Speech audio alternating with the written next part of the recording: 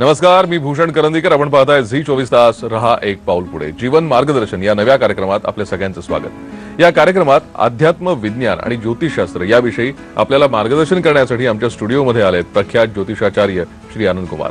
आपलं स्वागत. नमस्कार. जय माता दी.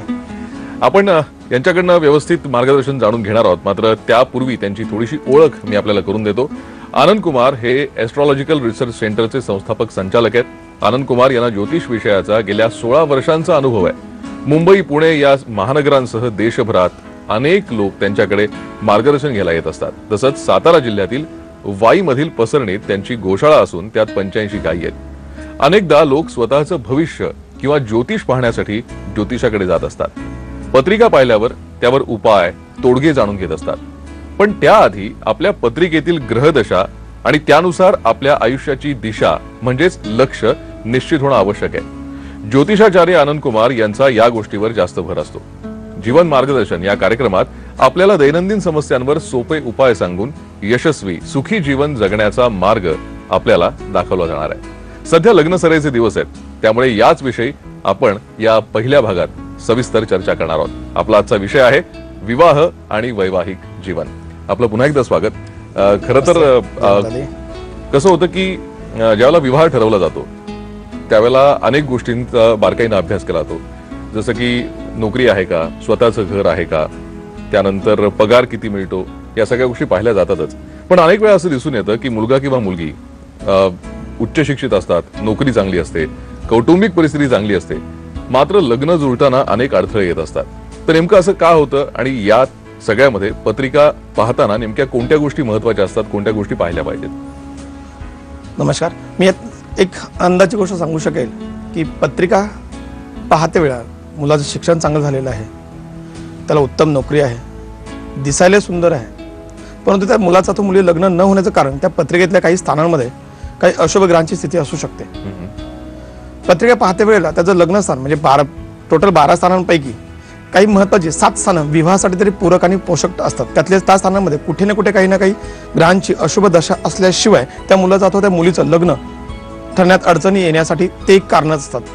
पहिलं कारण आहे की पत्रिकेमध्ये लग्नस्थान, धनस्थान, पंचम स्थान, सप्तम स्थान, भाग्यस्थान, सुखस्थान आणि लाभस्थान ह्या स्थानांचा पूरक विचार केल्याशिवाय मुलामुले लग्नामध्ये अनेक अडचणी येतात. याच्यामध्ये शनी राहूची युती, गुरु राहूची युती किंवा असणाऱ्या कळत नकळत ग्रहांच्या दशा महादशा यांना अडचण आणण्यासाठी पूरक असतात. त्यांचं निवारण केल्यानंतर लग्नासाठी मार्ग निश्चित मोकळे होऊ शकतात. खरं. थोडक्यात हा विषय थोडासा गुंतागुंतीचा आहे. म्हणजे यात अनेक गोष्टी पाहिल्या जातात आणि त्या गोष्टी पाहिल्यानंतरच विवाह नेमका का ठरत नाही याचा निष्कर्ष आपण काढू शकतो. तुम्ही जी स्थानं सांगितलीत त्याचा आपण थोडासा बारकाईने विचार करूयात. लग्नस्थान म्हणजे नेमकं काय असतं, त्यामध्ये नेमकं काय पाहिलं जातं? लग्नस्थानामध्ये सर्वप्रथम त्या व्यक्तीचं व्यक्तिमत्व, त्याचं स्ट्रक्चर, त्याची बॉडी लँग्वेज आणि त्याची विचारसरणी हे लग्नस्थानातून प्रथम दर्शनी आपण त्यातून पाहिलं जातं. जर चुकून एखाद्या मुलाच्या पत्रिकेमध्ये अथवा एखाद्या मुलीच्या पत्रिकेमध्ये लग्नस्थानात शनी आहे अथवा राहू आहे तर तिथे लग्न ठरण्यामध्ये अनेक अडचणी येतात.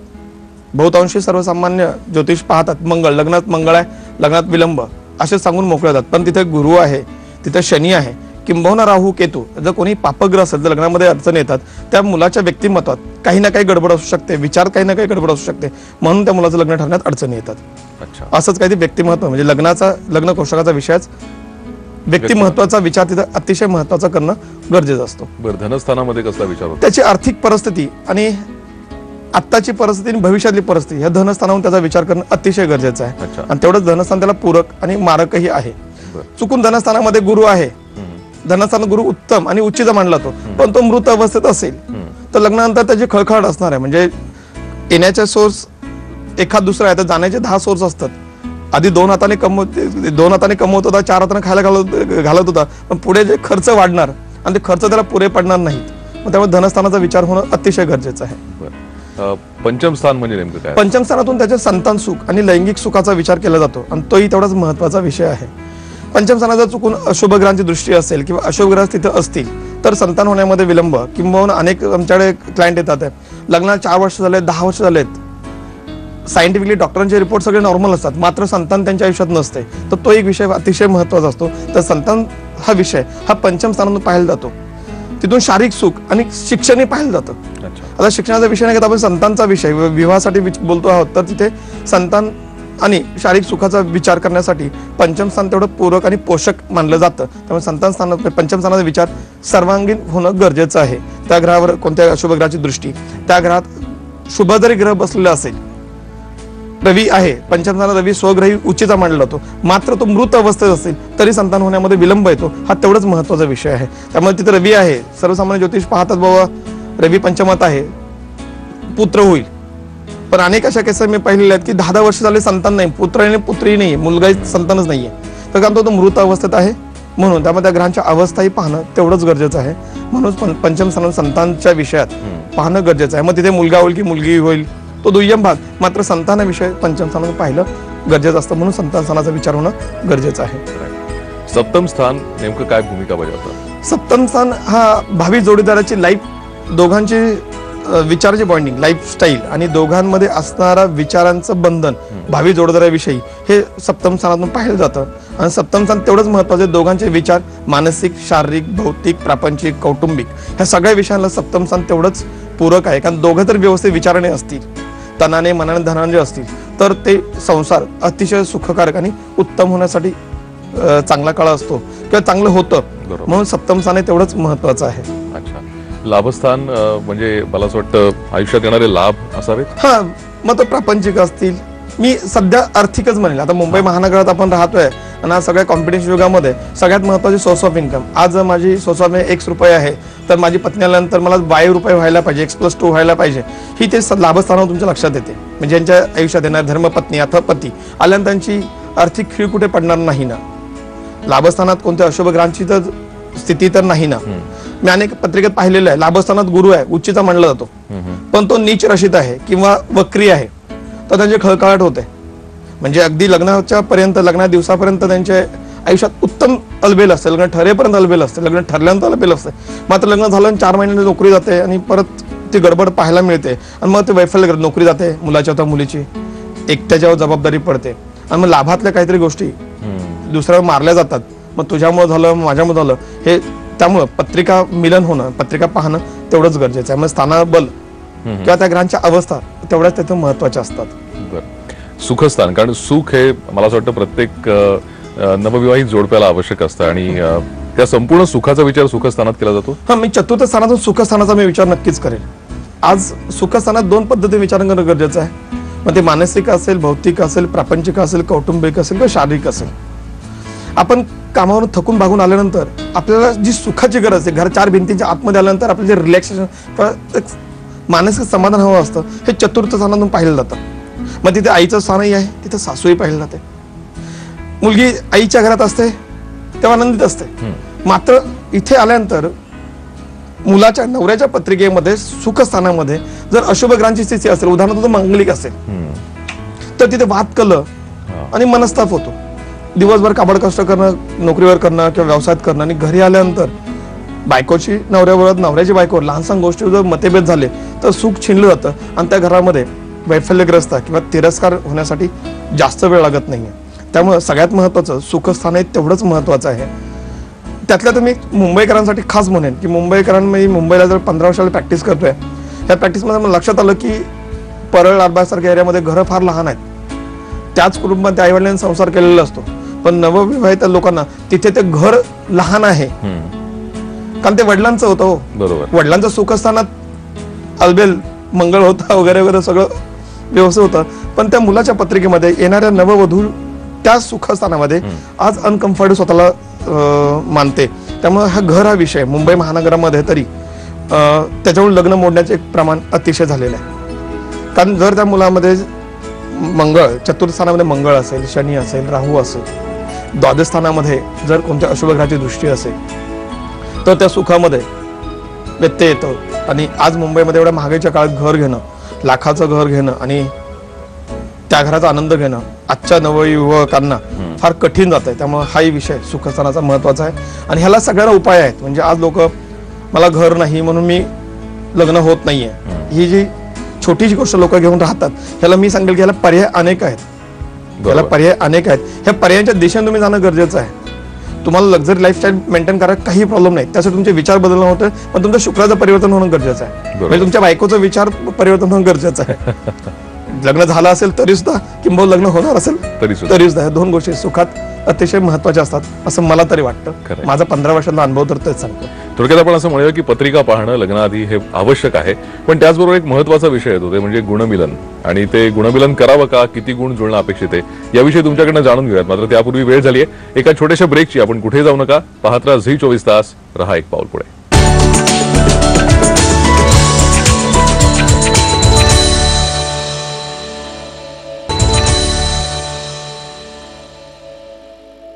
जीवन मार्गदर्शन या विशेष कार्यक्रमात आपलं स्वागत. विवाह ठरवण्यापूर्वी पत्रिका पाहणं किती आवश्यक आहे याविषयी आपल्याला मार्गदर्शन करतायत ज्योतिषाचार्य आनंद कुमार. आनंद कुमार, आपण मगाशी जे बघितलं पत्रिका पाहणं आवश्यक आहे, पण गुणमिलन हा एक वेगळा प्रकार असतो आणि म्हणजे शक्यतो सामान्य घरांमध्ये किती गुण जुळले यावरती वैवाहिक जीवन कसं असेल हे ठरवलं जातं. तर गुणमिलन करणं आवश्यक आहे का आणि किती गुण जुळणं आवश्यक आहे? नक्कीच मी तुम्हाला सांगू शकेल. यामध्ये गुणमिलन हा पाठ आणि पत्रिका मिलन हा पाठ दोन्ही वेगळे आहेत. आज 90% लोक फक्त गुणमिलन करतात. गुणमिलन हा विषय फक्त पंचांगावर आधारित आहे. अच्छा. गुणमिलनाच्या लोकांना 36 गुण, त्यापैकी 18 किमान कमीत कमी 18 जमले तरी विवाह करावा असं सर्वसामान्य अनेक ज्योतिषी सांगतात. मी त्याच्या स्पष्ट विरोधात आहे. त्याचं कारण असं की गुणमिलन करते वेळेला आपण अनेक गोष्टींचा तिथं बारकाईने अभ्यास केला जातो आणि हे जे गुणमिलन आहे आजपासून जवळ काही वर्ष जुनं त्याच पद्धतीवर आधारित आहे. वर्ण, वंश, योनी, ग्रहमैत्री, भटूक, नाडी अशा गोष्टींचा या 8 गोष्टींचा मध्ये विचार केला जातो. पण मी वंश, वर्ण, विपत, भटूक यांचा फार विचार करणार नाही. मी त्यातल्या 3 गोष्टींना फार महत्व देईल. पहिली गोष्ट आहे त्यामध्ये ग्रहमैत्री, दुसरी योनी, तिसरा आहे तो नाडी. नाडीलाही फारसं महत्व देईल. नाडी हा विषय सायन्स आज पुढे गेलेला आहे, त्यामुळे रक्तगट चेक करणं.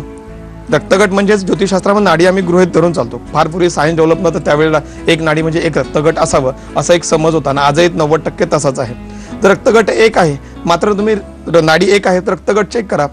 ए पॉझिटिव्ह असेल तर एखादा बी पॉझिटिव्ह असेल तर काही प्रॉब्लेम नाही. ए पॉझिटिव्ह ए निगेटिव्ह असेल तर काही प्रॉब्लेम नाही. आणि ए पॉझिटिव्ह दोन्हींचा एकच रक्तगट आहे, ब्लड ग्रुप आहे, तरी मी सांगेल की पुढे जायला हरकत नाही. सायन्स पुढे गेलेलं आहे. मात्र 2 गोष्टींमध्ये आपल्याला विचार करणं अतिशय गरजेचं आहे. ती म्हणजे ग्रहमैत्री. वैवाहिक जीवनाचं सुखाकर होण्यासाठी ग्रहमैत्री अतिशय महत्वाचा विचार. म्हणजे ग्रहमैत्रीतून आपण विचारांची लेनदेन पाहतो. विचार महत्वाचे आहेत. उदाहरणार्थ एखादा मेष राशीचा व्यक्ती आहे आणि त्याला चुकून कर्क राशीची जर वधू मिळाली तर चांगलं. अच्छा. कर्क राशी स्वभाव शांत, इमोशनल, प्रेमळ, त्यातल्या त्यात मेष राशीवाला थोडा डॉमिनेटिंग, निर्णयक्षम, कर्तृत्ववान किंवा सगळ्यांना हेल्पिंग नेचर याचा असं लोकांचं असतं. त्यामुळे दुसऱ्याला मदत करता करता आपल्या पत्नी जे प्रेमळ असेल तर संसार चांगला होतो. पण चुकून जर मेष राशी बरोबर जर ती कन्या राशी असेल तर षडाष्टक योग, गडबड होईल सगळं. आता तिथे विचार देवाणघेवाण होणार नाही, संशयाचं वातावरण निर्माण होईल आणि वैवाहिक जीवनामध्ये संशय आला की अनेक गोष्टींना प्रॉब्लेम्स क्रिएट स्वतःहून अवधान येतं आणि अनेक गोष्टी चुकीच्या घडू शकतात. विचार जमले नाही तर वैवाहिक जीवनामध्ये फारसं पुढे जाणारच नाही. त्यांचं वैवाहिक जीवन म्हणजे कटुता असेल, वाद, कलह, नैराश्य अशा गोष्टी असू शकतील. आणि सगळ्यात महत्वाची मी विचार त्यामध्ये घेईल की योनी नावाचा पाठ.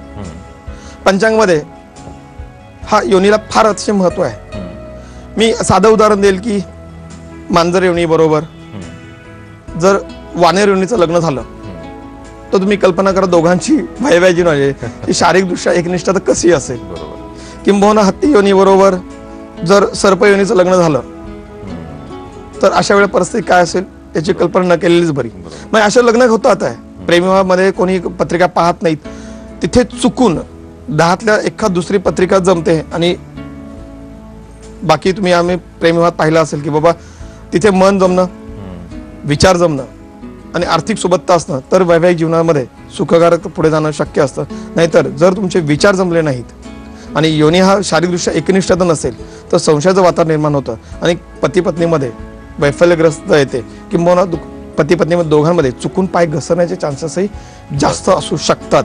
त्यामुळे योनीचा विचार करणं गरजेचं आहे आणि लोकांनी घाबरून जाण्याची गरज नाही. म्हणजे चुकून बाबा एखाद्या आत्ताच मला लक्षात आलं की बाबा एखाद्या हत्ती योनी आहे आणि दुसऱ्याची सर्व योनी आहे किंवा दुसरी जे मांजर योनी आहे तर घाबरून जाण्याचे कारण आहे दोघांना एकजूट समजून घेणं, दुसऱ्यांना वेळ देणं आणि त्या चुका काय त्या समजून घेतलं तरी वैवाहिक जीवन सुखकारक होतं. बरोबर. हा गुणमिलनाचा पाठ आहे. पण गुणमिलन करते वेळेला अगदी मी सांगेल 10 गुण असले तरी विवाह करावा. गुणमिलनाला महत्व देऊ नये. माझ्याकडे 36 गुणापैकी अगदी 25 गुण होऊनही डिवोर्स झालेले केसेस आहेत ह्या योनी या विषयामुळे किंवा ग्रहमैत्री या विषयामुळे. बरोबर. त्यामुळे ग्रहमैत्रीला आणि योनीला विषय महत्व द्यावं, गुणांना महत्व देऊ नये एवढंच मी नक्की सांगेन. खरंय. तुमच्या याच उत्तराला अनुसरून माझ्या मनात खरं तर एक प्रश्न आला की पत्रिका पाहून ठरलेली लग्न असतात ती पण अनेक वेळा आपण मोडलेली पाहतो किंवा नवरा बायकोंचं पटत नाही. जसं तुम्ही आता सांगितलं की 36 गुण जुळून सुद्धा नवरा बायको त्यांचं लग्न टिकत नाही. तर हे नेमकं का होतं हे मला जाणून घ्यायचं तुमच्याकडनं. पण त्यापूर्वी एक छोटासा ब्रेक आपण इथे घेऊया. वेळ झाली एका छोट्याशा ब्रेकची. आपण कुठेही जाऊ नका. पाहत राहा झी 24 तास. रहा एक पाऊल पुढे.